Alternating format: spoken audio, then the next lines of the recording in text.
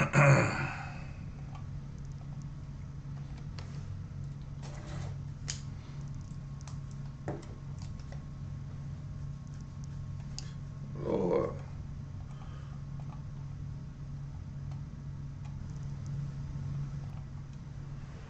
We live. What it do, everyday people? What up, Uncle Real Media? Alright, we live up in this thing. Back up in it again. We got another good live video. Okay. Oh shit. Um so as you know, today is like any other day. We going live.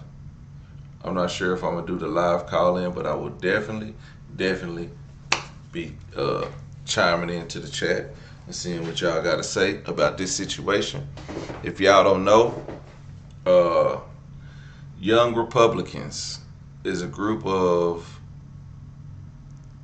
I believe, mostly males between the ages of 18 and 40, from what I gathered, and they have been making unfavorable remarks in a group chat that would prove to be racist, bigoted, discriminatory, and all of that falls under those categories. It was horrendous, and at least 4 of them have since lost their jobs. But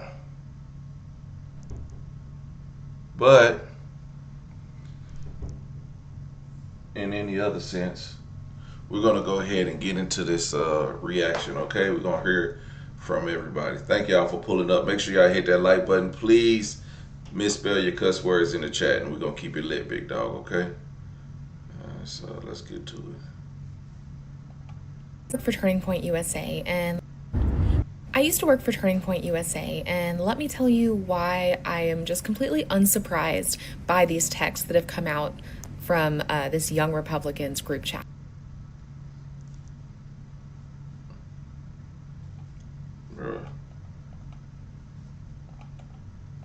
I used to work for Turning Point USA, and let me tell you why I am just completely unsurprised by these texts that have come out from this Young Republicans group chat. These kind of organizations breed an environment where you are rewarded for being an asshole or it being a contrarian. For example, when I was on the media team at Turning Point as an intern the summer of 2016, we had a Latino man who was on our staff, and as a joke, some other people on the staff would threaten, like jokingly, like, oh, I'm gonna call ICE on you.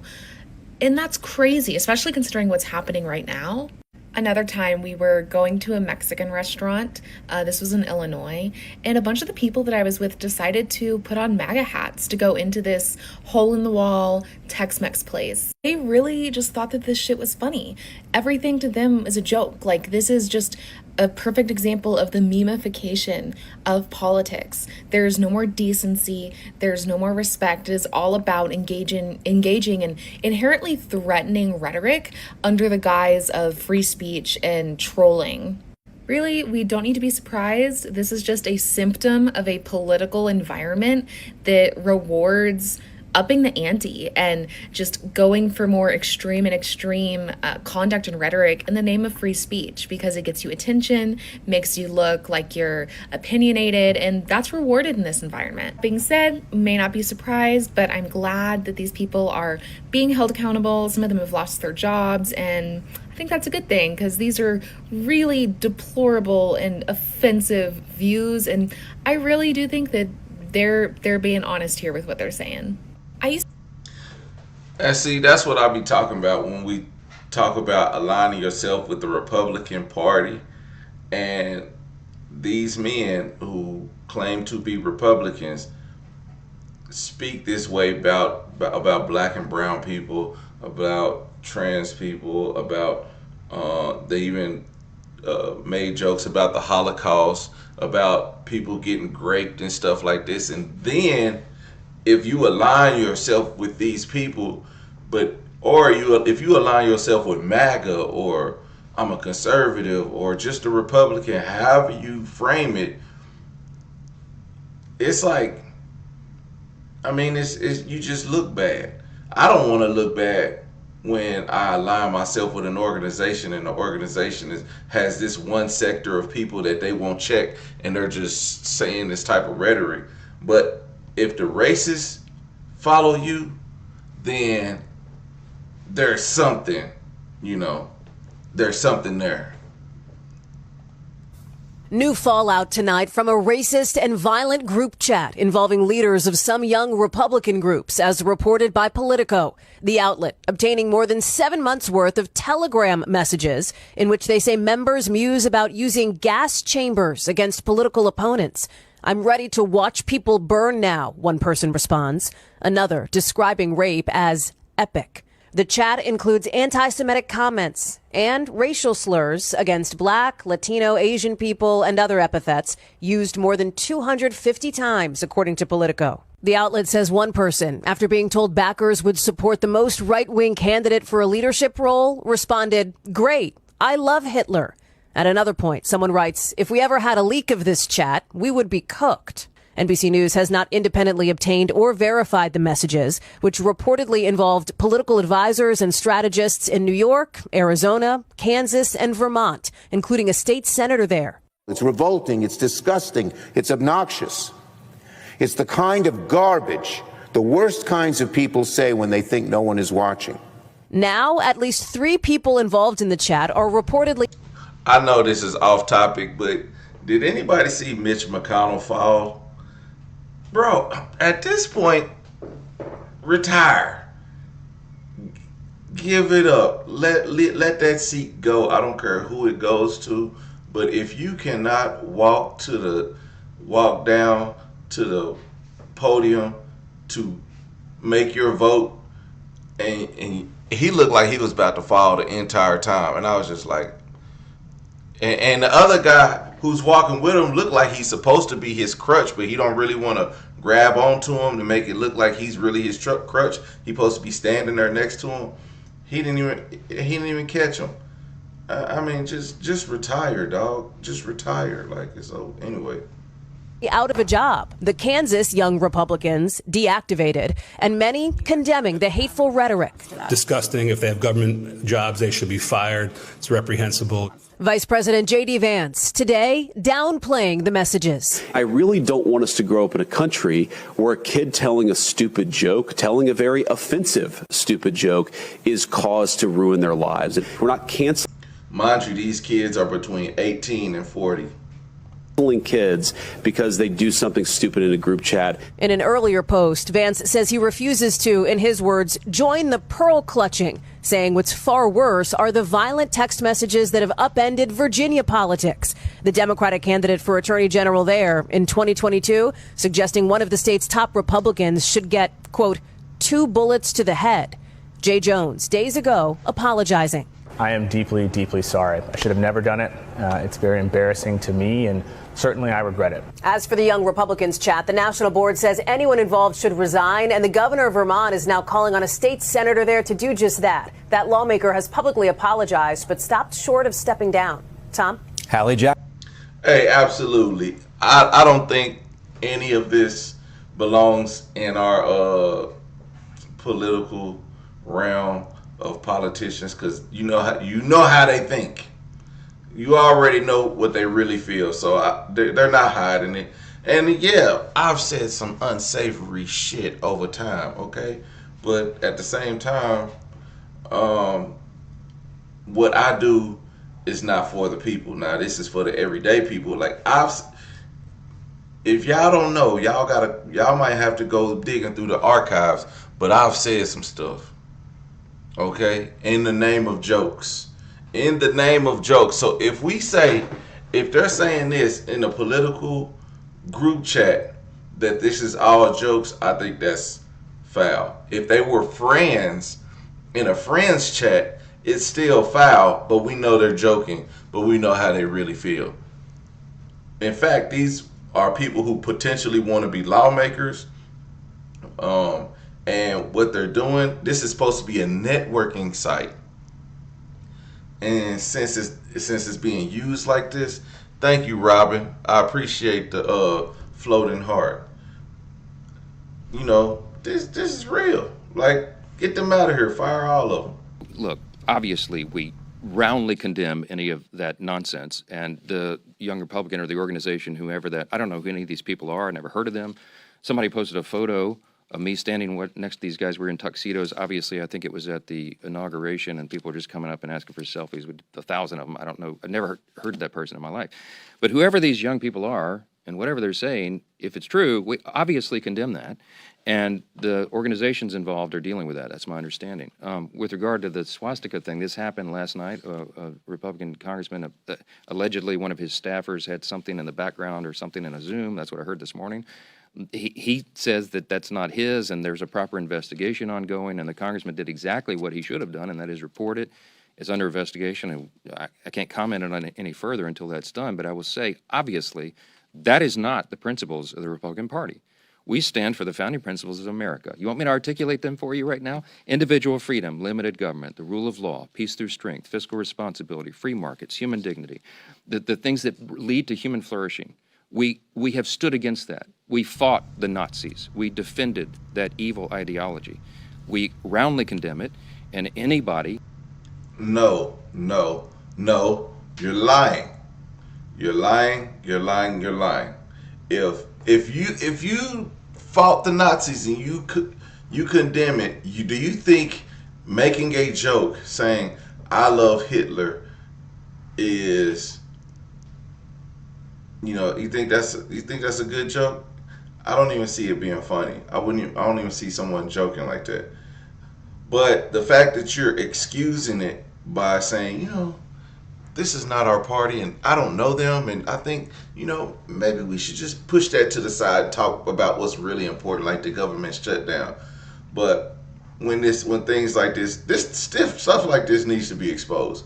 Like if somebody says there needs to be a racism book, like you need to have a criminal background of racism, like not criminal, but just like you have a criminal record, you should have a racism record.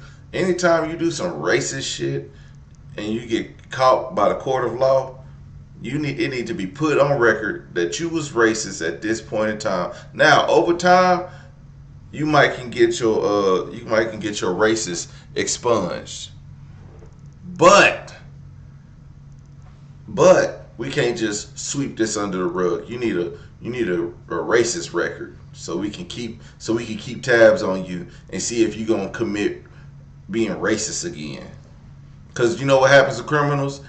Criminals get out of jail and in less than 2 to 3 years they back in jail. Racists, you get caught being racist and in 2 to 3 years you back being racist again. But there is a justification for political violence. It shows up in every poll, and it's coming from progressives. I have spent all of my formative years watching the President of the United States talk about the opposition party like they shouldn't exist. His claim to fame in U.S. politics was saying that Obama wasn't born in America. That is how he entered the political stage. He was famous before that, but that was his claim to fame. He was the first presidential candidate to ever chant "lock her up" on a political stage. He tried to coup our government. Well, and I live in this, let me finish. Listen. I live in the city of Chicago. Donald Trump over the past 2 months has not only posted an AI video of Obama being arrested, but then after that, he posted an AI image of Chicago being invaded. After that, he sent the National Guard to Chicago. So I've spent my formative years watching the president do this. Look. But there is a justification. Image of Chicago being invaded. After that, he sent the National Guard to Chicago. So I've spent my formative years watching the president do this. And just think about this. We saw these Nazi group chats, which I'm sure you condemn, right? This Nazi group chat. Well, we can talk about it. Do you condemn it? I want to talk about it. Wait, so when they said gas chambers, when they say gas chambers, you won't. So you're like JD Vance. You just won't condemn this? Well, I actually had JD on the show today. We had a whole conversation. You guys can all condemn this, right? Hell yes. Thank you. Hold on. All right. Hold on. But Chris, can you condemn that? Here's the point, of course. But that's easy. Not for him. But you know what? But there is a justification. What is so hard about saying? You know what? I condemn racism. I don't want no part of that. I don't even want to act like it's okay. I don't want to talk about it I mean, we could talk about it, but I don't want to talk about it as if I'm trying to explain how this isn't racism. Just say it. Like when people ask Trump to condemn the racist, what was his name? Something Duke. Anyway, he used to be the KKK and all this stuff, and it was like, so do you and what was those white guys with the khaki pants and the white shirts and the tiki torches that had all that stuff going down, and one of them ran over that woman in Charlotte or something like that.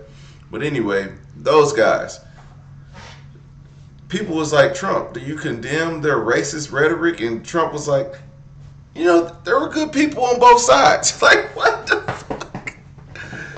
Good people on both sides. Are you serious? Just say this is something that you do not want to align yourself with. But just David Duke, that was his name. The Proud Boys. Golly, y'all know everything. Appreciate y'all. But like, just say you don't want to align yourself with the Proud Boys. Tell them like, hey, like, this is not what the Republican Party is about. But since he didn't condemn the Proud Boys, guess what? Now you have the young Republicans. The Proud Boys are just a spinoff of the Young Republicans is a spinoff of the Proud Boys. You know? And again, you have this guy, he won't condemn it. It's just condemn it. It's that simple. By focusing on what kids are saying in a group chat, grow up. I'm sorry, focus on the real issues. Don't focus on what kids say in group chats. But there's another angle to this that I just have to be honest about. I mean, I'm like an old guy at this point. I'm 41 years old. I have 3 kids. You know, I grew up in a different world, right? Where not most of the stupid things that I did when I was a teenager and a young adult, they're not on the internet. Like, I'm going to tell my kids, especially my boys, don't put things on the internet. Like, be careful with what you post. If you put something in a group chat, assume that some scumbag is going to leak it in an effort to try to cause you harm or cause your family harm. But the reality is that kids do stupid things. By focusing on what Yeah, how about you teach your kids not to be racist and then go around spreading hate in text messages? That would be better, right? That would be God damn, JD, man, just say, like, just be honest with yourself for once. Like, look, I'm not, hey, listen, I gotta tell my daughter, don't show your breasts to nobody, okay? Like, don't do it. Don't put it in a text message. Don't do it. I'm telling you, don't do it. You gotta be straight up. Don't do it. It's gonna be all over the school. Don't do it. Don't be a whore, okay? You wanna be a whore?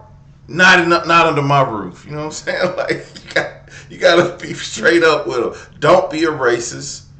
You know what I'm saying? Don't be racist in your chat with your friends, because as soon as you're not friends, they're gonna turn your ass in for being racist. I'm not teaching my kids to be racist. That's where it starts. But instead, he says, you know what? When I was young, I was a racist too. You know, I'm just glad when I was a racist, the internet wasn't around. When I was a racist. Oh my God. Well, we know he did some racist shit before. I mean, it's just not on the internet. That's all. Goofball. I want to read some more from the Politico reporting. The people in this chat, oh, please put me back up on the screen. They referred to black people as monkeys and the watermelon people, and mused about putting their political opponents in gas chambers. They talked about raping their enemies and driving them to suicide, and lauded Republicans who they believe support slavery. So this is a conversation with 18 to 40-year-old Republicans, and my question to J.D. Vance is, how many watermelon people do you know? Am I a watermelon person? Am I a watermelon person? Is Simone a watermelon person? How do you countenance that? And the fact that for all of your, whatever you think you're doing, you're Vice President of the United States. And at some point, you got to grow into the job. And you got to understand you represent all of us, whether we voted for you or not. And if this is what your silence, your capitulation here, sir, tells me you're okay with it because you can't refute it. As a Republican, I'm a fellow Republican. I refute it. This is obnoxious. It's offensive. It's racist. It's misogynist. And when I was national chairman, I owned up to the crazy in my party. You need to do the same. This president needs to do the same. Y'all need to stop this stuff because I agree. I totally agree. He's a black Republican. But see, that's the thing. You're a black Republican, and this is happening in your party. And you just got to be like, man, one day I'm going to sit next to one of these little snotty-nosed little kids, and I'm going to have to chastise him about what he did 10 years ago, you know, being racist with all his buddies. And I know y'all still feel like that. 10 years ago ain't enough time. I want to read some more from the Politico. Let's go to the next one. I want to read some.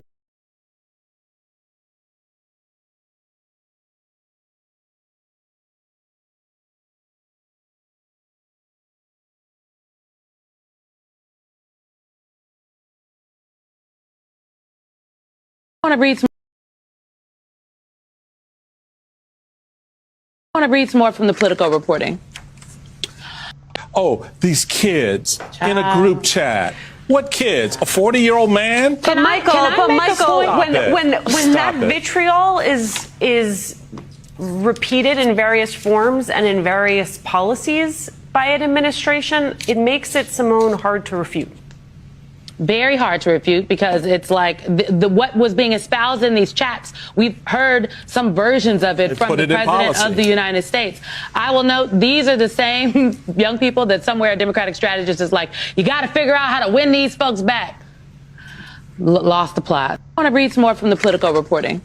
4 members of the National Young Republicans are out of a job this morning for participating in a private chat on Telegram that was filled with racial slurs and jokes about gas chambers and rape. Politico first broke the story. The group's board of directors denounced messages, calling them vile and inexcusable. In one of those chats, according to Politico, a state lawmaker's aide said anyone who votes no is going to the gas chamber. That person has since apologized after getting fired. Vice President J.D. Vance had this to say. Kids do stupid things, especially young boys. They tell edgy, offensive jokes. Like, that's what kids do. And I really don't want us to grow up in a country where a kid telling a stupid joke, telling a very offensive stupid joke, is cause to ruin their lives. And I wanted to talk about this not just because everyone in Washington. Now, I'm not a stickler for a good joke. Like, if it's a good joke, I'm all for it. But the fact is that these group of individuals call themselves the Young Republicans, who are all aligning themselves with political aspirations, who had the hopes of one day holding a seat in office. At some point, these people would have been creating the laws that we now have to follow. They would have been fighting on the other side of us or beside of us, but depending on your political party. But these are those people. So just to say they say some off-color jokes is, me and my friends say some off-color jokes. I got a white friend.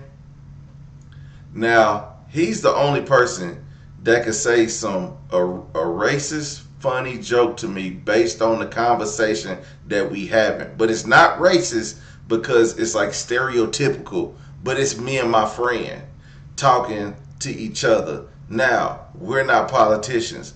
Is it right if that joke went out around everybody else? Would it be right? Hell no. It'd be like, dude, you wasn't supposed to say that out loud. You know what I'm saying? Like, I know exactly what he's talking about, but it's the position that these children or children. I lied. Grown men talk now. When you talk about raping people and gas chambering, that's offensive. I'm not. That's something that you just don't play with, regardless. Like you don't make those kind of jokes. You don't like if a black person makes a slavery joke, like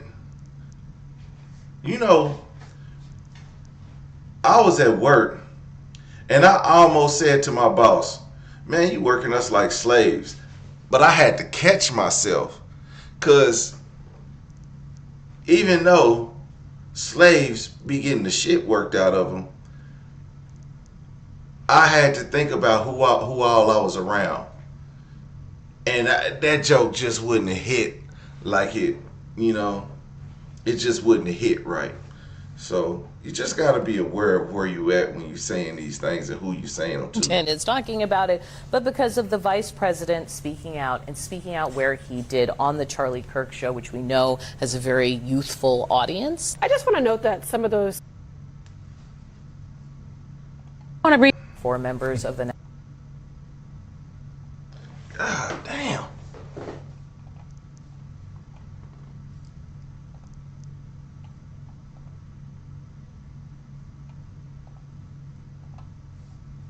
Bro, this shit been tripping. I want to read some more from 4. Alright, anyway.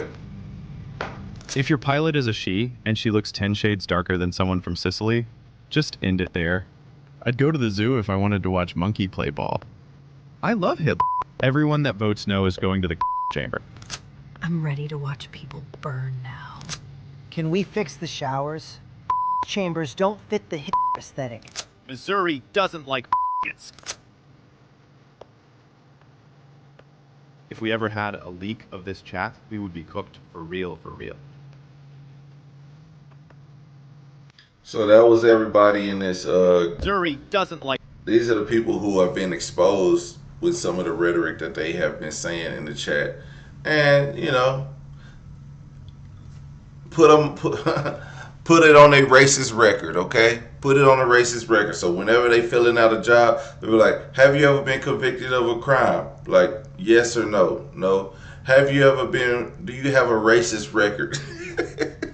Have you been racist in the past 10 years? Okay, name all the time. If you have been racist in the past 10 years, let us know why your name is on the racist list. You know what I'm saying? That's what we need. Just like you got a pedophile list, you got a criminal record, and we need a racist list. Okay. This is what J.D. Vance was saying about. He thinks that the real story is who leaked this and ruining the lives of these young people. Sorry. I'm 41 years old. I have 3 kids. I grew up in a different world, right? Where not most of the stupid things that I did when I was a teenager and a young adult, they're not on the internet. Like, I'm going to tell my kids, especially my boys, don't put things on the internet. Like, be careful with what you post. If you put something in a group chat, assume that some scumbag is going to leak it in an effort to try to cause you harm or cause your family harm. Okay, J.D. Vance is married to a brown woman. He has mixed-race children, and that is his response to this. Horrible racism. It's beyond locker room talk. I'm a white woman that has lived in a red state my entire life, and I can tell you when I'm around white people, they test the racist water. They test it on people like you all the time, and they'll try to say off-color things. I put my hand up. It absolutely happens, and you're fortunate that maybe you haven't experienced this. This is what J.D. Vance was saying. Do y'all have a coworker that has ever said some? Like, I had a coworker one time. They used the N-word, and I was like, "Yo, chill out." Like, I get it. I know when you in your car and you rapping lyrics that you say every word, but yo, we not doing that. I know y'all have a white coworker that has tested the racist waters before. I know it's there. it's there. I'd be like, yeah. But the reality is that kids do stupid things, especially young boys. By focusing on what kids are saying in a group chat, grow up. I'm sorry, focus on the real issues. Don't focus on what kids say in group chats. But there's another angle to this that I just have to be honest about. I mean, I'm like an old guy at this point. What if it was just kids in a group chat, but they say it was 18 to 40-year-olds? Who was gonna say, "Yo, this ain't the group chat for that"? Like, nah, we're not gonna do that here. Instead, they let them toe the line and probably laughed or probably was like, "Oh my God, this is crazy." Yes, somebody who thought it was foul turned it in, but somebody didn't know. Nobody spoke up, or as we know right now, nobody has said, "Hey, look, guys, this isn't right. I don't think we should say these type of things." Mind you, this is a networking group chat.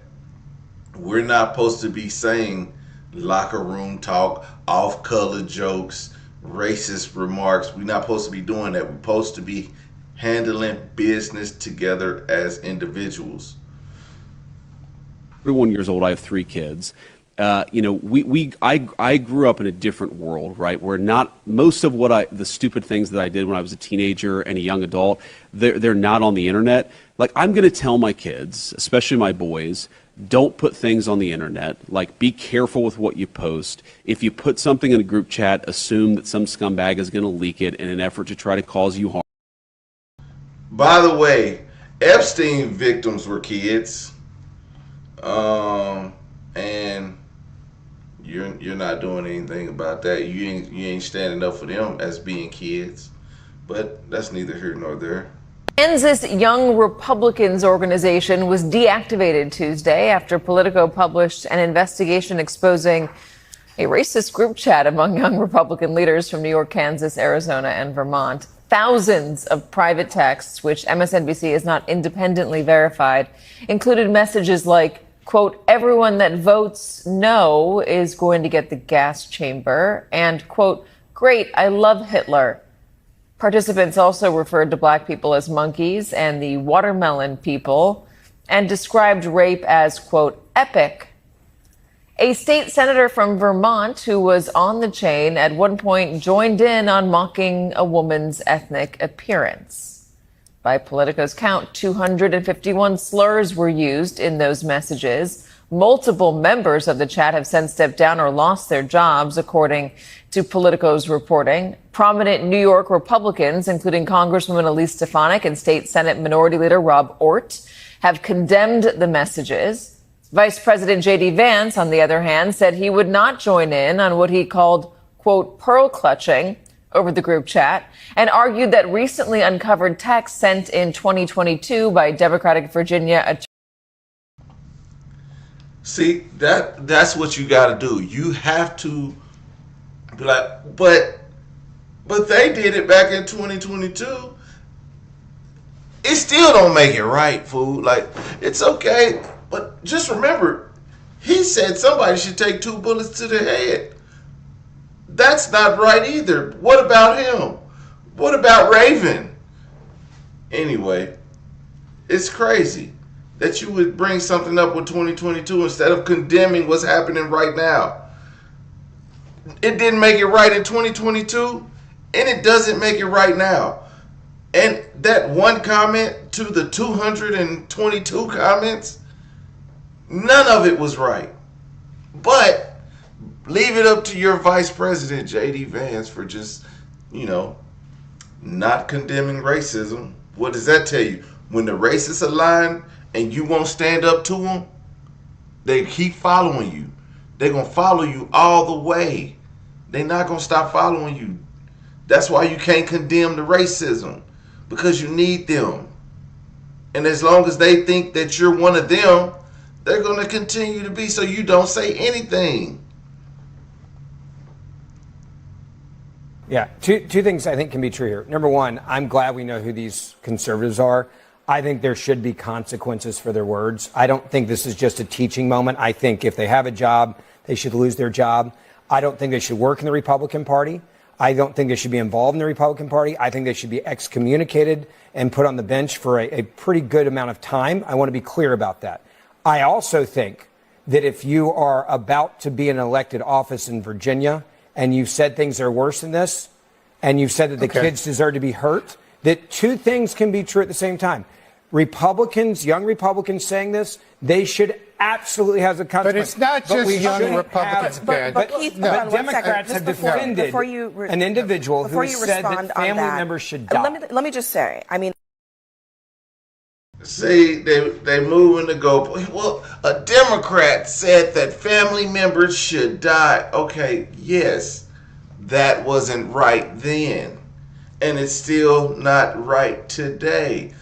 So let's focus on what's happening today, because we already focused on that years ago. Let's focus on this today, because this isn't right. That wasn't right then. This isn't right now. That person today is still apologizing for something he said back 3 years ago. So what do we think? If y'all not gonna let it go, we not letting it go. So let's not let it go. Let's hold these young Republicans accountable. Okay, so I want to be very clear here. No one, and I mean absolutely no one, outside of my husband and Erica Kirk has the power to shut me up right now. That's it. 2 people. If you got to make an appeal, you got to go to them, okay? That's what I just said is meant to be a dig to the donors that are making frantic calls, trying to politic this situation under control because they know I'm telling the truth, okay? Frantic calls from Seth Dillon. Oh my God. The truth is that Charlie was under immense pressure and he was facing financial threats over his shifting stance on Israel, over who he was hosting, from his podcast to people that were on stage at America Fest, Dave Smith, Tucker Carlson. That is reality, my friends. Again, I want those people to know your money means nothing to me. I already said no to it. That's why I don't care to be in those circles. Make me persona non grata. I know what I did wrong. I looked you in your face and I said no to your money, okay? Don't push me or I will name more names. What happens in the Hamptons is not going to stay in the Hamptons, okay? Bring in our movie poster. I know what you did this summer, okay? Got to add Josh Hammer's face to that poster as well because suddenly everybody's talking. So let's buckle up for some more indisputable facts, okay? People that were at this weekend soiree in which Aaron Wexler sent out some of the invitations to, they're confirming that Charlie was pressed. Now, this was a multi-day weekend, but they're all like, at every layer, Charlie was facing pressure, questions from Seth Dillon. There's no way around that truth that they were not happy with his position, his Y'all better protect Candace at all costs because, it's getting hot over there. Modified position. I have it on first-person account that on the first day of the retreat, of which there were smaller meetings that took place, and then the retreat itself, Charlie presented and he explained that he felt that it was wrong that he couldn't publicly criticize Israel. He apparently used an example that if he tweeted, and again, we're riffing here, but something along the lines of Charlie said, if I tweeted, I think that Bibi Netanyahu should resign, that he would then be unfairly attacked. And Seth Dillon then allegedly pipes up and goes back and forth with him quite aggressively, saying because that would be anti-Semitic. I heard that after Charlie left, Josh Hammer was upset. Josh Hammer, I know for a fact, was a part of the Beehive that was swarming him about people that he was having at his conferences. I know for a fact. So if you'd like to dispute that, Josh Hammer, and release your text messages and pretend that you were just chill and supportive and thumbs up, cool. I welcome you on this platform, okay? You are allowed to literally sit next to me and say, that isn't reality, and here's how it all went down. When I was the greatest supporter and I never cared about who he had, even though I got destroyed in debate by Dave Smith on his stage, I was cool with that. I love free speech. It's amazing. Okay? I'm offering you my platform to do that. I'm not here. I'm not in the business of smearing, okay? I need answers, and I don't. Yeah, Candace talking too much now. She letting out too many cats out this bag. All the cats are, and you know what? The worst part about it is she's getting all this info firsthand from her friends at TPUSA, which is amazing because everybody's not a douchebag racist. Some people are just informants. You know, they're just there. They like, well, my grandma, I used to go to my grandma's house and she always watching Fox News. And I'd be like, why are you watching them? And if you hate them, she said, because you got to watch the enemy. And it made sense. You don't watch the people you align with. You know what they talking about. You got to watch the enemy. Candace got somebody on the inside watching and coming back reporting everything. That's how we got the chats. And she's calling them out. She's calling them out, and they slowly starting to crack. And everybody, as soon as it's gonna come out that Charlie Kirk's wife has something to do with his demise, based on this lady. Charlie's neck indeed did stop the bullet, without question. Okay, and this is going to dispel a lot of theories that are out there. And I'm telling you this 100%. Charlie Kirk was shot from the front, and the bullet did not exit. And at least a fragment of the bullet was recovered from his neck. And I'm going to tell you exactly where it was recovered from, right around here. So think about almost in line with your shoulder blade, right in the center. Now, why is that helpful? Because it gives us a bullet trajectory, okay? We went in here where you saw that, and it was stopped, and a fragment was pulled from, think right, if you're just touching your spine in line with your shoulder blade. That leads us obviously to the part that he's maybe not being forthcoming about. They did not recover a bullet from a 30-06. They didn't recover a bullet from a 30-06. It just didn't happen, okay? If they had found a 30-06 bullet, Charlie's death certificate certainly would have reflected that. When the gun and the bullet are known, they are reflected onto the death certificate, okay? There is not one reflected onto Charlie Kirk's death certificate because they did not recover a bullet from a 30-06. Charlie's neck indeed.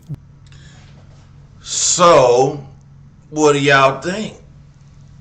Is this a conspiracy? Do you think he was shot from up close? Because, it depends on the distance. Because I know those bullets are relatively large. And from the distance that he shot, it still should have severed his neck in some form of capacity. And his spine. I've seen people get shot with lesser bullets at a distance and had a shattered femur or, you know. But I don't know. Maybe it was, he might have did a lot of neck curls, which I doubt. But hey, who knows? Candace Owens says she doesn't believe Charlie Kirk was killed by Tyler Robinson because Kirk appeared to her in a dream. Yeah, this is what I want to get to real quick. Said, had a vivid dream this weekend, and Charlie came to me and he told me that he was betrayed. And so for me, you don't have to believe that, but I do believe that. And it was the immediate sense I got, actually. And I don't know who exactly it is that betrayed him, but I also felt in the dream that it is soon going to be revealed, that it's actually inevitable that it is going to be revealed, that there is nothing and no one that is going to stop the truth from coming out, and it is going to have international consequences. Take that to the bank. Quote me on that. Candace Owens says she doesn't believe. Candace Owens thinks Charlie Kirk's wife has something to do with this. But like I said, the more she goes on about this, I think the further she is digging into a rabbit hole, and she's going to be down there for a while. But I don't know. I'm here for it. I want to find out. Is she going to be right or is she going to be wrong? But what do y'all think? If your wife has not, once they caught the guy, her investigation was like, oh, they caught the guy. It's either she's a blonde or she's in on it. And either could be true. or both could be true. Like, come on now. There's a lot of stuff surrounding. It's another clip I want to see. I'm not saying that she didn't love her husband or anything like that, but again, she just had an interesting way of showing out how she felt about his death. And then there was her entrance at his memorial, which had a lot of people comparing it to a WWE style entrance.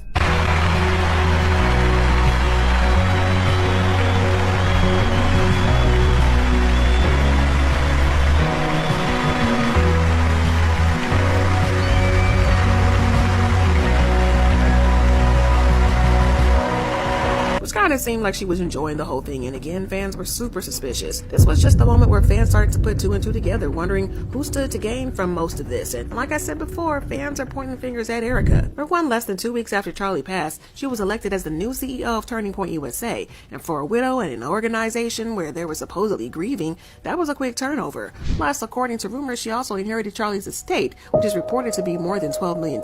And according to more rumors, Turning Point has received millions of dollars in donations since Charlie passed, and as the new CEO of the organization, well, y'all can see where we're going with this. It's also interesting how silent Erica has been about all of it. For someone whose husband was murdered so violently, you'd think that she'd be up in arms fighting for justice, but instead it's been crickets from her. But do y'all want to know who's been doing the Lord's work to fight for justice? It's Candace Owens, that's who. She's been doing what everybody expected Erica to do. She's been being real loud about it. She has been putting the FBI and the government on their toes, and y'all, she's coming for them hard. But the really interesting part is her hints about how she knows who really set Charlie up to be unalived, and fans are convinced that it hints point straight to Erica. Now, Candace has been exposing stuff like, I'm not saying that she didn't love her husband or anything like that. Anyways, jumping back into more oddities that occurred on that day, despite having these federal agents from Connecticut. Now, I have presented to you just thus far, right, that a lot of these witnesses that immediately spoke out to say, here's what happened, here's how many shots, here's what I heard, that they had strange connections to the government or like weren't from UVU at all, were coming from overseas, didn't really make sense. I was trying to understand that. And yesterday, of course, we were trying to figure out who was this mysterious woman that was allegedly seen helping the shooter change clothes. I got that one tip from an individual, completely unrelated, said, yes, there was footage of a person helping the shooter change clothes. And then suddenly we were able to discern, at the very least, that someone in the Broderick Lyman family certainly acknowledges that there was a woman, at the very least, who she suspected could have been an accomplice. She didn't say anything about the person changing clothes, but we can watch that clip again to hear what she says. If you time how long it took him to get from that little part over to here, was way longer than it should have been. So I wondered if the girl had given him stuff, like if there is an accomplice. Sorry, you're filming. And it said right here, that picture from Sam's across the street, he was right here. Yep. Okay, so we received a couple of tips pertaining to who is CO dropping receipts. It's getting interesting, people. That woman might have been, according to rumors circulating around Orem. Now, I want to be very clear. When we say that this is a rumor, I mean that you should take this information with a grain of salt. We cannot present it at face value because we don't have the footage, right? I cannot say this is a fact. I can say that this lead became more interesting to me and that the FBI should clarify things. It's that simple. Let us see all the footage. But they don't seem even remotely interested in trying to help us clarify anything. Anyways, the name that we had received was, it turned out, somebody that actually provided the only eyewitness testimony of having seen the shooter up close, limping. So it's possible, just to run the other side of things, that this woman captured both of them walking back to back and she just was walking near him and she had nothing to do with helping him change. That's all possible, and you should consider that possibility. We don't have answers. But there's something else that's interesting about her. Like I said, the testimony that she provided is interesting, and she is the only person that saw the shooter limping up close. And her name, and we know this because she spoke to the news, they all did, is Olivia Robertson Cobb Bishop. Let's listen to her testimony now. I kind of realized the type of street I was on, a little bit more secluded, you know. Olivia Bishop retraces her steps where she came face to face with Charlie Kirk's alleged killer. Just looking over, seeing that he was limping, kind of being like, oh, okay. And then long black shirt, kind of thinking that's kind of weird. It's kind of super hot outside. Bishop says something seemed a little off. I did look over at him and he was kind of like Like that was his face, just kind of like not a smile or anything. From the expressionless demeanor, long sleeve shirt during a hot summer day, to the limp. It's kind of odd. I don't know. Like now that I think about it, it's just very like chilling to me. Chilling after reading charging documents online and seeing this video of Robinson walking away from UVU after Kirk was shot. That's when she realized she'd been only feet away from the accused killer. Now she questions whether she could have done more. Had I seen the imprint of a rifle down his leg, if I had looked at him a little longer, then... Anyways,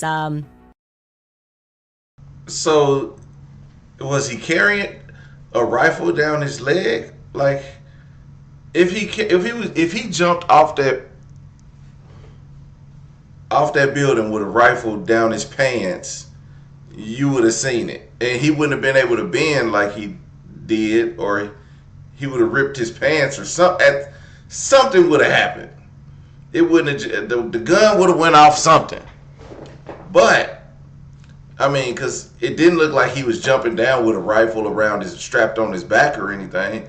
And did he take it apart and put it in his backpack and then go to the woods, put it back together just in case, and then he left it there? It just don't make no sense. A lot of this stuff ain't making sense, because we saw the video of him jumping off that roof just a couple weeks ago and did not look like he had a rifle in his hand, but they found the rifle all put together in the woods that he came from. I don't know, it just seems very suspicious.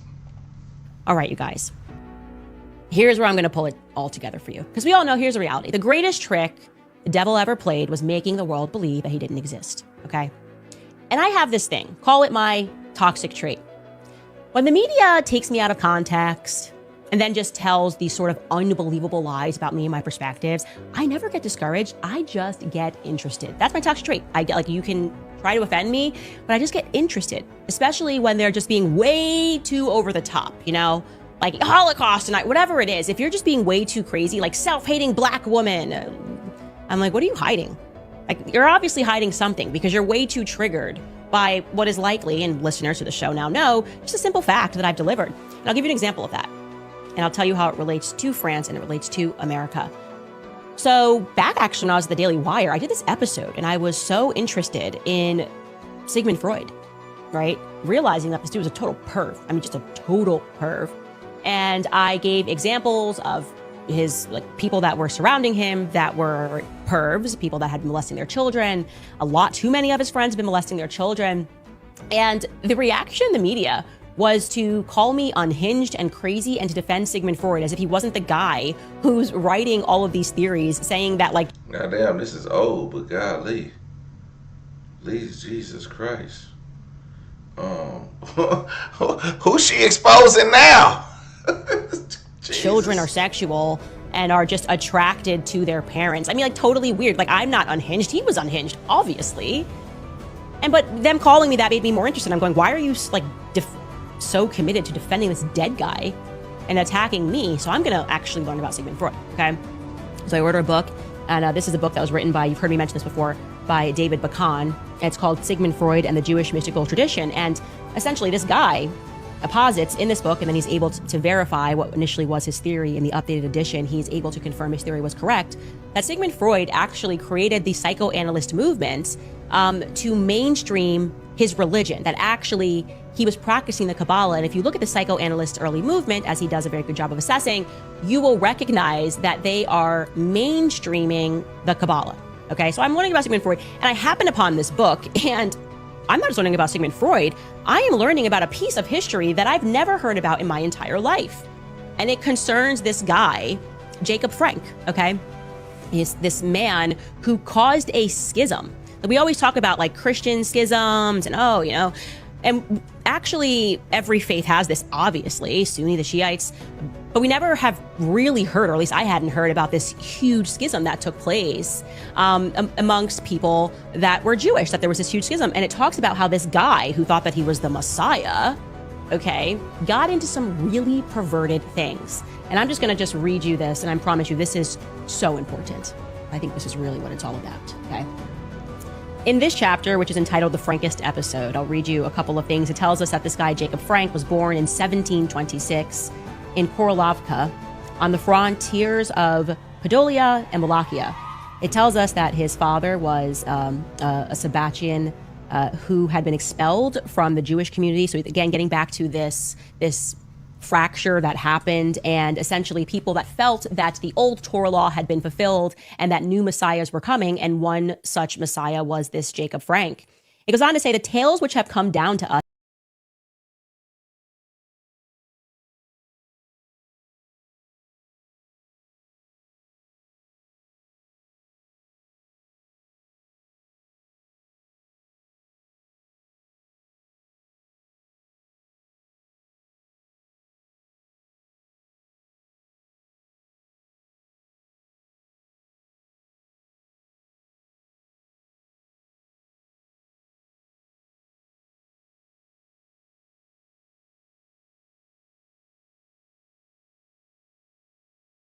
I do want to get to, speaking on the topic of Israel, was a very... I was saying, we're going to move on. I don't know what she was talking about, but I think it's going to align with the stuff that Charlie Kirk is actually, that caused Charlie Kirk to, you know, be unalived. It's all going to tie into itself at one point in time. But just hang on. That was an old clip, but they gonna tie it all in at some point with all this stuff. Very good video that came out. Actually, let's first talk about the Israel and Hamas peace deal that they're trying to shove down our throats. Now, if you're reading the headlines, a peace agreement is what we're calling it, has been reached between Israel and Hamas. Oh my gosh, because they decided that there's going to be phases, and Israel is going to partially withdraw its troops from Gaza, and Hamas is going to release the remaining hostages. And this is, of course, after everything that happened on October 7th. Don't forget about October 7th. And yeah, like hundreds of thousands of Palestinians are missing. And yeah, they have destroyed 85% of Gaza. And they're going to try to tell us that we've reached peace. At the center of it was Steve Witkoff and Jared Kushner. They arrived on Wednesday morning to represent the U.S. negotiators from Israel, and Hamas and the mediators from Qatar and Egypt and Turkey also participated. And we're supposed to go, wow, that's amazing. Trump put a statement out on Truth Social. He wrote, I'm very proud to announce that Israel and Hamas have both signed off on the first phase of our peace plan. This means that all the hostages will be released very soon, and Israel will withdraw their troops to an agreed upon line as the first steps towards a strong, durable, and everlasting peace, that all parties will be treated fairly. I can't even finish it because it makes me sick that they think we're this dumb. 85% of Gaza has been destroyed in this pre-planned, controlled demolition of Gaza. Even Netanyahu was on camera explicitly before October 7th saying we need to hit them so hard that they can't come back. Jared Kushner is involved in, he will financially benefit from whatever they build in its place. Again, all of this began before October 7th, right? So we are supposed to believe that this isn't just, well, business as usual, we got done what we needed to get done, and now we can begin phase 2, but we're supposed to thank them. We're supposed to thank the monsters that did this. You guys have it in your heart to say thank you? Thank you to Jared Kushner and Donald Trump and Bibi Netanyahu, who are just business partners playing a role, convinced that we're all so stupid. I mean, let's roll the clip back from Jared Kushner when he sat down at Harvard, Mossad operation, to speak about their aim. This is February 15th, 2024. Take a listen. There are real fears on the part of Arabs, and I'm sure you talk to a lot of them.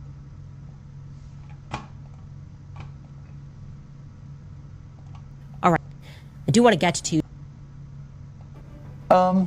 Maybe, but I'm not sure there's much left of Gaza at this point. So, you know, if you think about even the construct, like, you know, Gaza was not really a historical precedent, right? It was the result of a war, right? You had tribes that were in different places, but then Gaza became a thing. Egypt, you know, used to run it. And then, you know, over time, you had different governments that came in different ways. So you have another war, you know, usually when wars happen, you know, borders are changed historically over time. And so my sense is I would say, how do we deal with the terror threat that is there so that it cannot be a threat to Israel or to Egypt, right? I think that both sides are spending a fortune on military. I think neither side really wants to have, you know, a terrorist organization enclaved right between them. And Gaza's waterfront property, it could be very valuable to, if people would focus on kind of building up livelihoods. You think about all the money that's gone into this tunnel network and into all the munitions. If that would have gone into education or innovation, what could have been done? And so I think that it's a little bit of an unfortunate situation there. But I think from Israel's perspective, I would do my best to move the people out and then clean it up. But I don't think that Israel. Yeah, we're going to have to take a deep dive. I got a lot of videos on this whole situation. I just had to kind of understand it first. But seeing that it's a peace treaty now, I think we could talk about it. Jeffrey Epstein didn't kill himself. Tyler Robinson didn't kill himself. I mean, these are the phrases that we now use and that we say when we expect that the federal government is telling us a lie. Last week, I have to tell you, I was contacted by a source who I vetted with information that answered a lot of the lingering questions that we've had about the investigation. Not all of them, but some of them, some of the big ones. First and foremost, we were like, how exactly did it work? How did Tyler Robinson turn himself in, as we were told, but also never confessed? And did he actually author those absurd Fed messages? Because I'm thinking no. Lastly, what was he doing at Dairy Queen? Doesn't really quite fit into our timeline. Also, don't expect this kid who just tried out being a stone cold killer to really have an appetite. And why exactly did the feds withhold that information at Dairy Queen? And why are they allegedly stalking the Dairy Queen to see who comes in and out?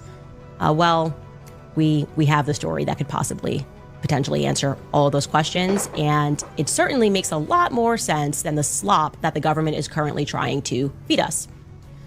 First and foremost, Tyler Robinson has never confessed. They acknowledge that he has never confessed to this crime, and he still is pleading innocence on the shooting. In fact, I was told that he was, quote unquote, bewildered by the idea that he carved casings. I should be clear, he does not dispute the fact that it is his gun at all. It is his gun. But Tyler is not exactly a gun enthusiast. He doesn't hunt like his other brothers do. In fact, he's apparently a fisherman. The reason that he has that gun in the first place is because it is, in fact, a custom-made family heirloom. Tyler is the firstborn son, so he inherited. That's what firstborns do. They get the family heirloom. That is why he has the gun. As many of you guys have noted, the Robinson family appear to be conservative, hence the hunting and the fishing as the sports of their choosing. I am told that they are fans of Charlie Kirk and they are fans of Donald Trump, although this source noted that Tyler, like many other conservatives have expressed, wished that Trump would sometimes tone down his speech and his rhetoric. Now, on the topic of rhetoric, I am told that Tyler absolutely did not author those text messages. What text messages? He has no idea where these messages came from. Believes that they are therefore entirely fictionalized. It turns out, you're going to be shocked, that he doesn't actually use words like vehicle, which should come as no surprise to anyone that has a brain. By the way, I'm sure you caught this, but there's old footage of Tyler Robinson that is now circulating from a car accident that he had. And during the discussion with the officer that showed up, Tyler certainly refers to it as his car, not his vehicle, because that's how most English speakers refer to a car, unless they're in the military or on the police force. So here is 2022 police body cam footage, in case you missed that, of Tyler making a crash report. Take a listen. Your mom's on her way? Yeah, she's gonna be a minute. She's gotta shuttle over from where she's at to her car and then drive over. Gotcha. Yeah, I think it's a bunch of crap going on. Yeah, because as a truck driver, I say fuel, and most people don't say fuel. I say I need to fuel up, and most people say I'm just gonna put some gas in the car. I say I'm gonna fuel up. You know, it's just, you know. So I think that like if like in the military vehicles, that's what they say, or they say what do they call it? They call it they don't call it pedestrian, but they say what do they call people in the military, like not civilians. They say civilians. Nobody says civilians, but military people. So if you know, you gotta have a certain type of rhetoric to use that or a certain type of vocabulary that you use daily to call a car a vehicle in a text message. Besides, who will type out vehicle versus car? It don't really make sense. Don't think about it if you want it to make sense. Then we find out that Lance, I guess, decided to take a picture and then text Tyler back. And here is where he asks him, Lance says, Tyler, what? You're joking, right? Because, you know, the note said, I had the opportunity to take out Charlie Kirk and I'm going to take it. So Lance is like, what? You're joking. And Robinson says to him, Tyler says, I'm still okay, my love, but I am stuck in Orem. That's the town, okay, that UVU is at, for a little while longer yet. So poetic. A little while longer yet. I'm going to look that up on my phone later. It shouldn't be long until I can come home, but I got to grab my rifle still. To be honest, I had hoped to keep this secret till I died of old age. I'm sorry to involve you. Now, I want to jump to this next message because it gives us a timeline. He says to him, I assume right away, Lance says, you weren't the one who did it, right? And Robinson says, I am. I'm sorry. And the roommate says, I thought they caught the person. Okay. And Robinson responds, no, they grabbed some crazy old dude, then interrogated someone in similar clothing. I had planned to grab my rifle from my drop point shortly after, but most of that side of town got locked down. It's quiet, almost enough to get out, but there's one vehicle lingering. Okay, so that lets us actually be able to drop that into the timeline pretty simply. Why? Because we know, and we can pull up this timeline, that they at first thought it was George Zinn, so that's who he's referencing, some crazy old dude. And on the timeline, Skylar, if you want to pull that up so we can go through it, what time Charlie gets shot at 12:23 p.m. Scroll down a bit. George Zinn, we learn about 30 minutes after that, George Zinn, the decoy boy, that's when it's announced that he's a suspect in custody by the Utah police. But it's not until, by the way, 5:30 p.m., because he mentions that second suspect, and he curiously says in that correspondence that he's wearing similar clothing, which I find to be strange. We don't know what that second suspect is wearing until 5:30 p.m., when Governor Cox, 12 minutes into a press conference, the press conference began at 5:30 p.m., mentions that the second suspect, who is a person of interest, is wearing all dark clothing. So the earliest that message could have been sent out is after 5:30 p.m. I think it's unlikely because I think, again, this is all made up, these messages, because he says wearing similar clothing. Okay, he tells us dark clothing. What's similar about that? This guy allegedly, when he did this, was wearing black jeans. I was wearing, dark jeans and a black shirt. So that's like everyone on campus, okay? Nobody in the press conference says, oh, we picked him up because he was wearing something similar to the shooter. So that language right there is actually a mistake from the feds. But again, it allows us to be able to plot it into the timeline. So that's good. Okay. Timeline is back up here. And we don't think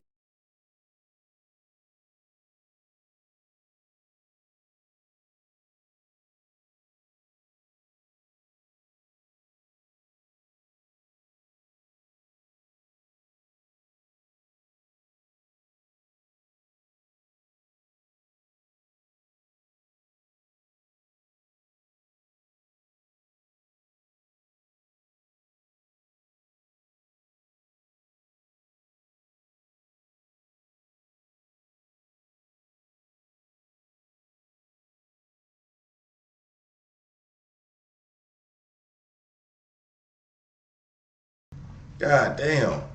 I gotta stop muting. Anyway, damn. So I was saying, all right, Charlie Kirk was Charlie Kirk. Oh, the timeline is crazy. But I think he was the FBI don't have no clue of what's going on.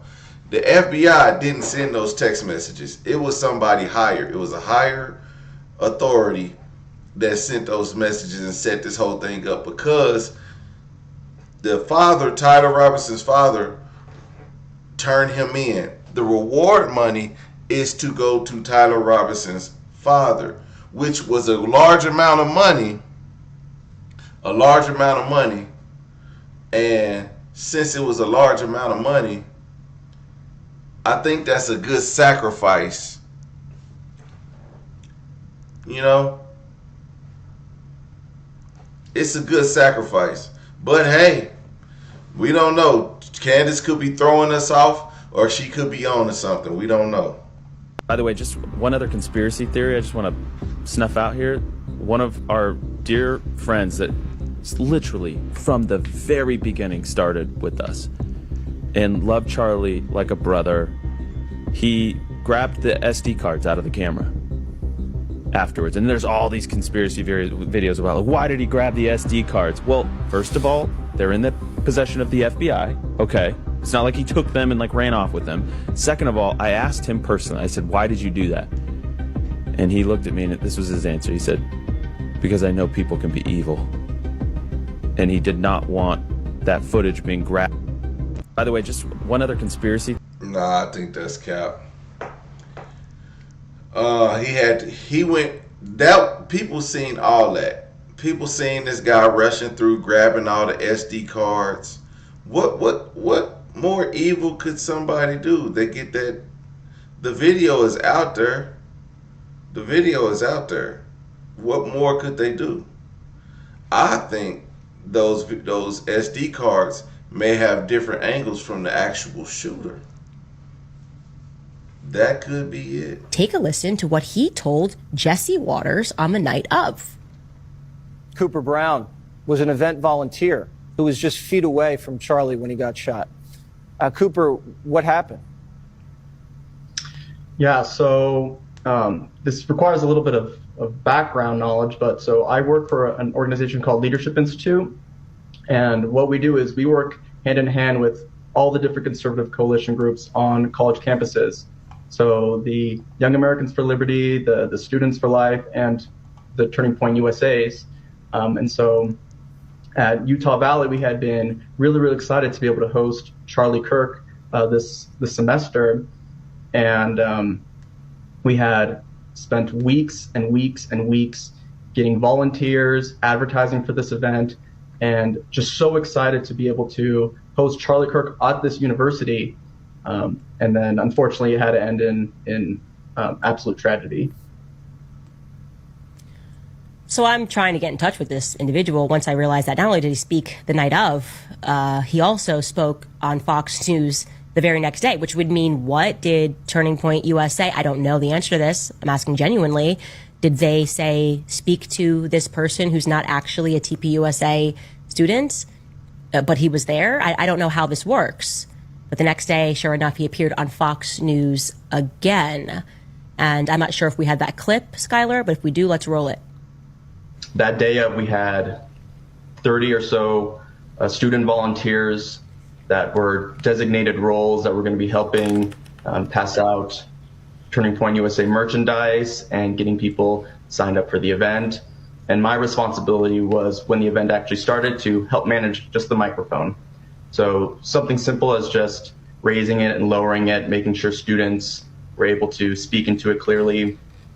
And I thought this was a fantastic opportunity to be up really, really close, to be able to witness all the amazing dialogue that was going to be happening on campus. A couple of things about Cooper Brown that to me is a bit of a mystery at this moment. First and foremost, you provide witness testimony, you start doing the rounds on Fox News, you are fair game, okay? I'm going to start asking questions because I need to know everything. Everything's got to fit neatly into my timeline.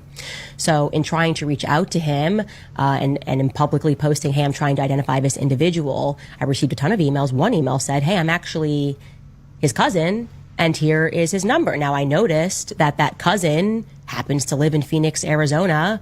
So I went and just checked some profiles on social media. I found some Browns, but they were all living in Phoenix, Arizona. Okay, maybe this person's from Phoenix, Arizona. Well, actually, when I went through what he has as his resume on this website where he says that he works with this institute, I could in fact check any of the things.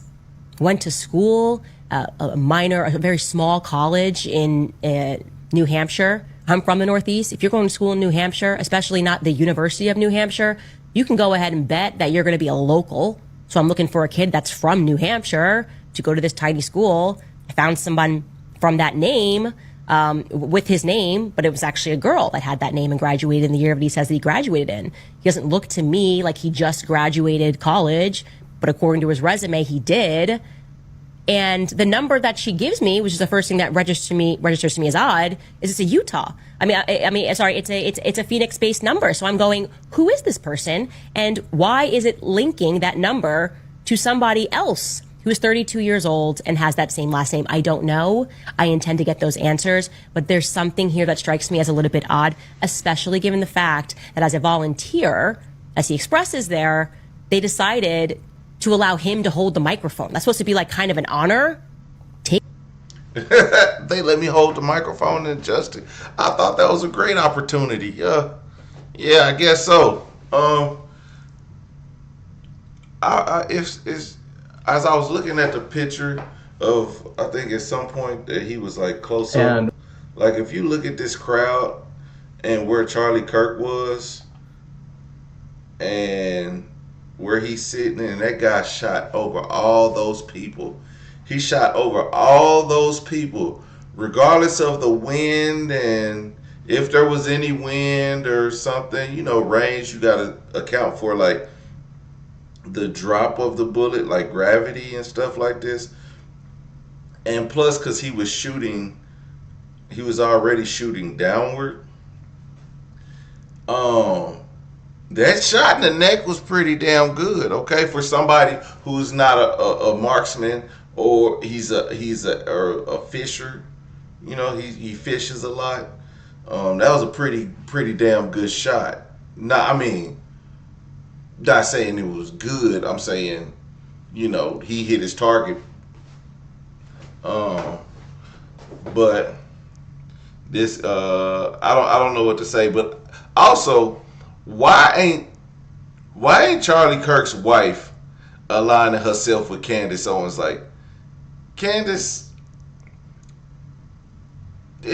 catch me up with this shit. Like, cause if you saying something's up, I need to know. If my husband was killed, a lot of these things that you're saying are adding up, and a lot of the timelines ain't adding up, and people coming from nowhere were around my husband, SD cards being stolen.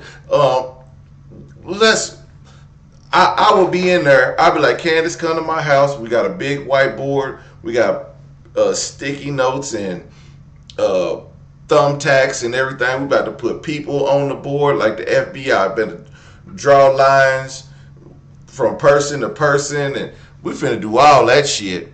Cause what is going on? But why ain't Charlie Kirk's wife up there? Cause she don't care. Erica don't care. So at this point, I'm starting to think, hey. Yeah, what would you say to pastors who are scared to speak out, who are trying to walk the line because they don't want to offend either side? There's a revival happening. Yeah. This isn't the time to be frightened. This is the time to no longer deny his holiness and his greatness. That not only is Jesus Christ real, the devil is real. And the devil has his hands on the levers of power. And we must be mindful of that.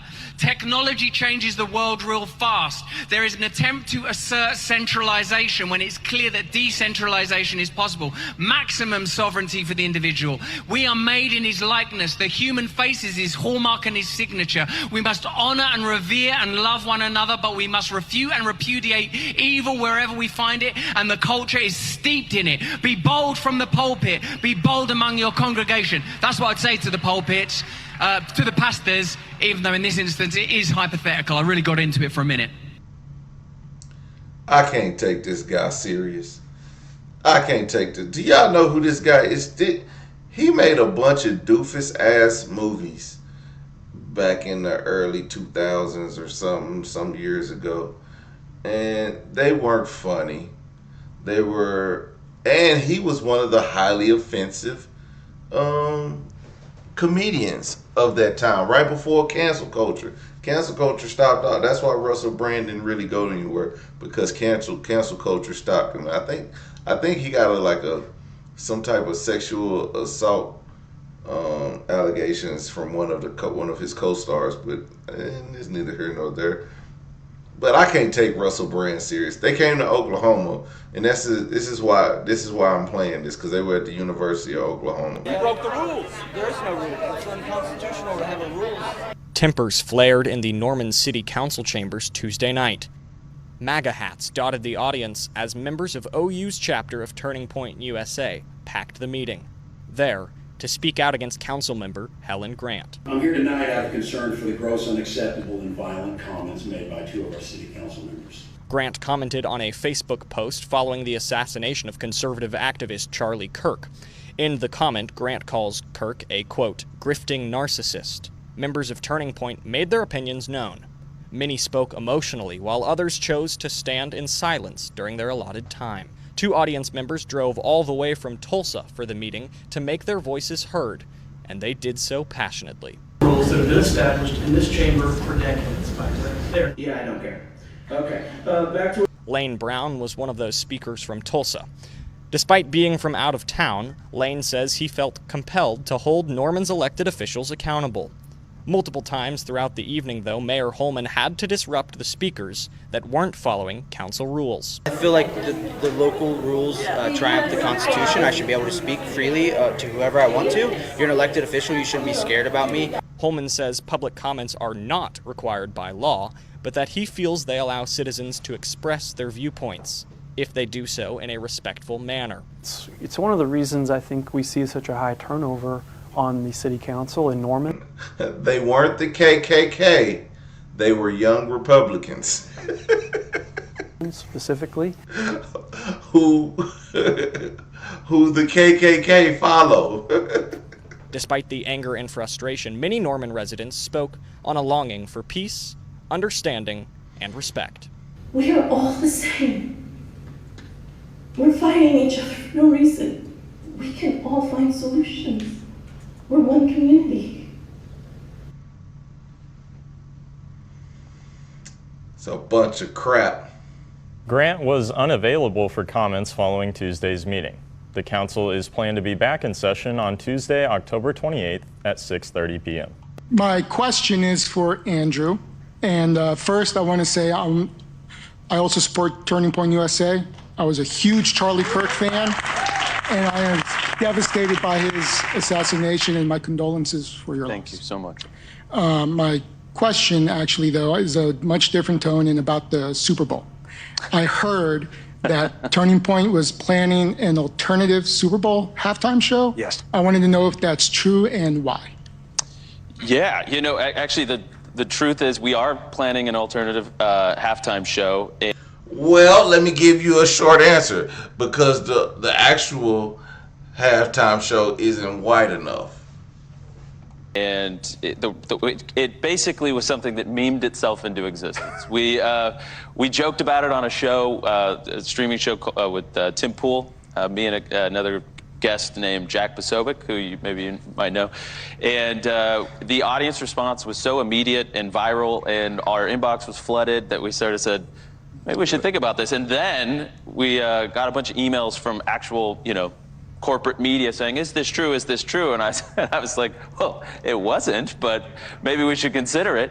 And I think it was just an organic outflow of the fact that a lot of people are offended at maybe some of the programming that is being planned for the Super Bowl, and maybe some of the commentary that's come off of that. But also, I like to think it's more of a positive thing, because, with the memorial of Charlie Kirk, and we had, 120 million people streaming that, and we saw that beautiful worship music, and it was a very uniting moment for a lot of people. Maybe not everybody, but for a lot of people, it was really beautiful. And I think I still had that feeling in their hearts about that. Who's going to be the entertainer? Who are you bringing in?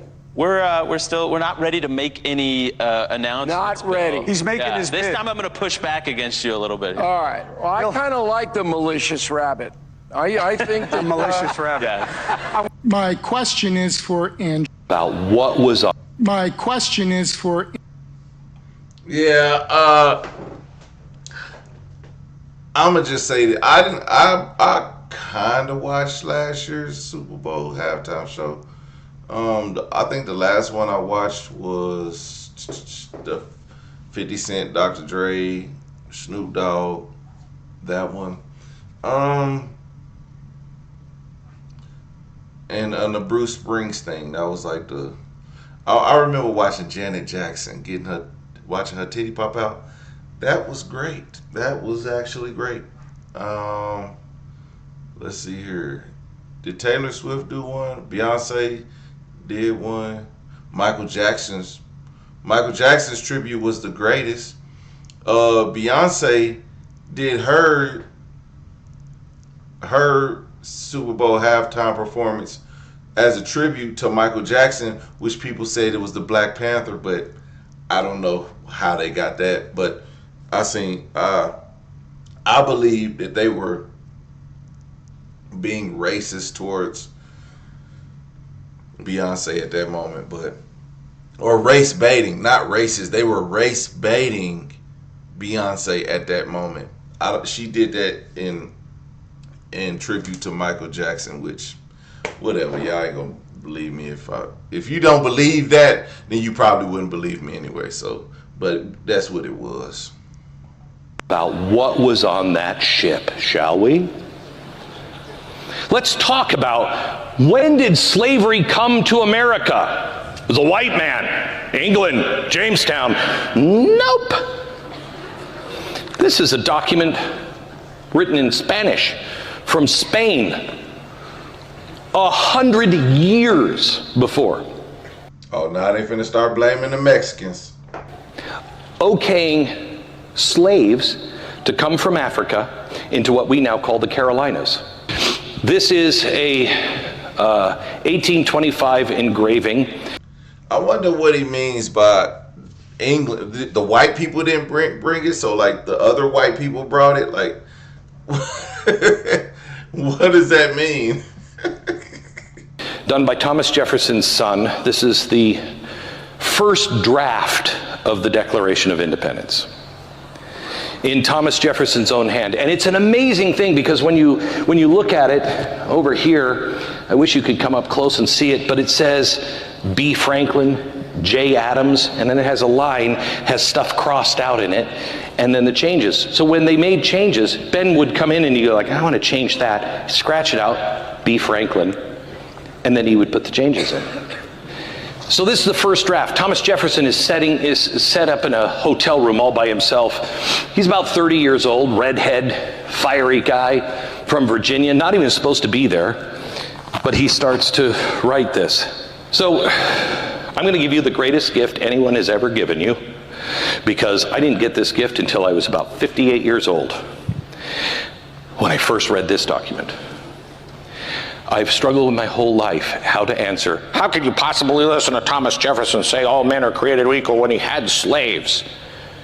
He didn't really believe that. I don't know how to answer that. But you will now, because of what's on page 3. Page 2, it begins with the usurpations. All the things that you would say to somebody you're breaking up with, you don't pick up your underpants, you smell in the morning, whatever it is.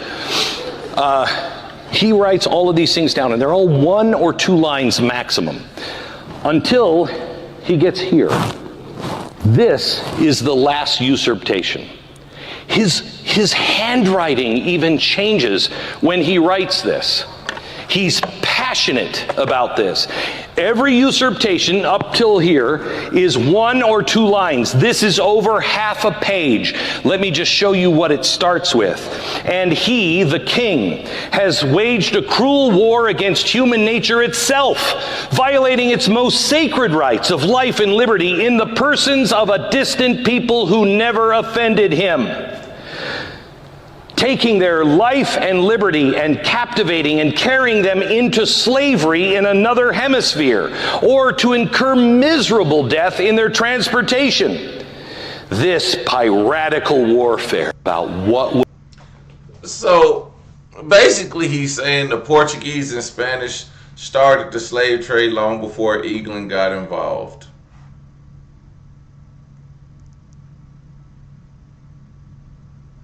Okay. let's just say this. that councilman that told somebody that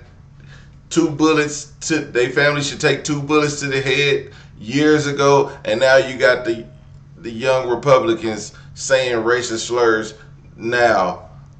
Either way, it wasn't good then, and it still ain't good now. What the hell are we talking about? Like, we're not at fault for bringing the slaves. We didn't start bringing the slaves over. We just saw a good deal. We saw a good deal, and we flooded the market. What the fuck? Oh my goodness. The Portuguese and the Spanish they brought the first slaves. Remember the Mayflower? The Mayflower, it was a Spanish vessel. It was not from England, okay? In fact, which flower grows in May? Okay, that should tell you right there. But yeah, this is crap. You know what? We would know this if we were teaching critical race theory in school. Instead of Thomas Jefferson owning slaves, he wasn't the first one. He just continued it on. He said, it was the Portuguese. They started. I treated my slaves good.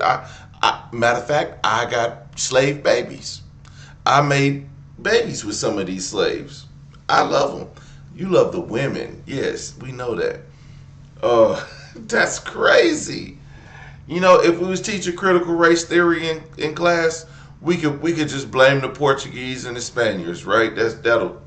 That'll solve it all, right? Like it won't be our grandparents anymore, or not my grandparents, because you know what side I was on, but his grandparents. He don't want his grandparents taking the blame. Like, they were already here. I was just buying them. They weren't, I didn't bring them here. I wasn't the cruel one. That's just like Jerry Jones. When Jerry Jones is in that picture where the white students are keeping the black students out of the Arkansas high school. And Jerry Jones was like, well, I was just there. I didn't know what was going on. I heard the commotion. So I went to where the group was, and I stood around and watched what was happening. Yeah, you watched with the people who were keeping the people out. What does that mean? Birds of a feather flock together, or like, don't get caught up in the crowd. But instead, let's just blame that one councilman for his text messages about putting 2 bullets in the head of another person, instead of blaming young Republicans for the racist remarks that they have been spewing out over time about all races, even Jews. So it's crazy that this who hired these people? No more silence, no more lies. We rise up, we organize. No hate, no fear. Fascists are not welcome here. No hate. When fascists attack, we fight back. Oh my God. You know what I'm going to do? I'm going to take a break. All right. I'm about to go watch some TV. I'm going to get into the we didn't do something tonight. We didn't go over the list. So tomorrow we're going over the list. We're doing Jasmine Crockett and Stephen A. Smith, and we doing it was somebody else. I think it was like I don't know. I'll try to remember it. But we definitely doing the list. We're going back to the healthcare, all the Democratic programs that Trump is getting rid of, and we're doing Jasmine Crockett and Steve. Oh, that's right. We're going over Gaza too. We might have a long live. Tomorrow's live gonna be long as hell. It's gonna be long. We're gonna be on here for like 4 hours. 4 hours. Okay, y'all ready for this? Dun-dun-dun. Y'all better have y'all beer, popcorn, because it's about to get messy. Some people might cry. You know what I'm saying? It's about to get real. Tomorrow we're going to do Gaza. I got videos and videos and videos of Gaza and Israel, and we're going to try to break that down because I don't know everything, so it's going to be lit, man. Thank y'all. I appreciate y'all for stopping by. We're going to do tomorrow, we're going to do the healthcare part. Tomorrow we're going to do the healthcare part. I'm going to dedicate like 6 hours to streaming tomorrow. Tomorrow we're going to definitely do the healthcare part because I believe, I'm going to tell you, I believe that those 17 programs that they're going to get, or not 17, the list of programs, that shit going to be real. That, if you want to send me some info, Instagram, Everyday Thing with PJ. My email is in the description below. All my contact is in the description below. But email me or send it to Everyday Thing with PJ on Instagram or Facebook, Everyday PJ on Facebook, or Urban Girl Resin. You can DM her, or is she telling me? What? Yeah, Urban Girl Resin. Shit, yeah. Thank you so much. Yeah, we're gonna keep it lit, man. This was a great live, and I'm just kind of upbeat. You know what I'm saying? I've been trying to keep. I'm gonna stop hitting mute. I'm just used to hitting mute because I be doing shit, and I don't want y'all I don't want to touch my phone and y'all hear like my Ring camera going off and stuff like that. You know what I'm saying? Or hear me. You hear this too many times. You be like, stop squeezing that damn water bottle. Like, damn, my bad. Thirsty over here. Be talking so much, my mouth dry and shit. Anyway, man, I just be going live. I don't even be thinking. I just be going live. But I do need to. Damn, Urban, are you in the group chat? We gotta get you in a group chat. I think you're in a group chat with the mods. So yeah, thank y'all for tuning in. We're gonna have a good time tomorrow night. I appreciate y'all. And you know, stay blessed, okay? And don't be tricked by the Democrats or the Republicans. Okay? Don't be tricked. We're gonna keep it lit, okay? All right. Thank y'all.